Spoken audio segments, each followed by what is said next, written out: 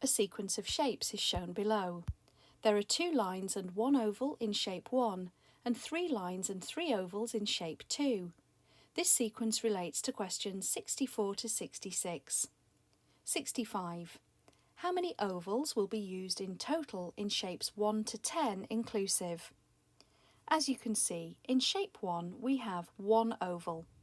In shape 2 there are 3 ovals. In shape 3 there are 4 ovals.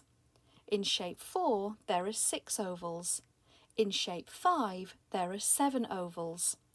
Now look at the differences between the numbers of ovals in each of the shapes.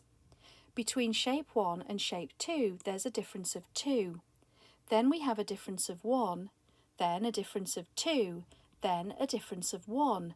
So the differences alternate between a difference of 2 and a difference of 1.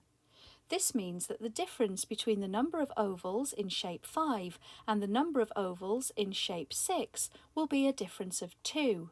So if there are 7 ovals in shape 5 and we have a difference of 2, it means in shape 6 we'll have 9 ovals. Then we'll be back to a difference of 1 between shape 6 and shape 7, so there will be 10 in shape 7. Between shape 7 and shape 8 there'll be a difference of 2, so if 7 has 10 ovals, then 8 will have 12 ovals. Shape 9 will have 1 more than that, and that will be 13, and shape 10 will have 2 more than this, and it will have 15.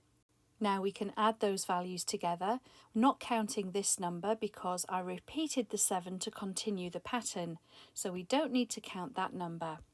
We start with 15 and we can add 13, which is 28. Then we have 40, 50, 59, 66, 72, 76, 80. So it means in total, from shapes 1 to 10 inclusive, there will be 80 ovals used altogether.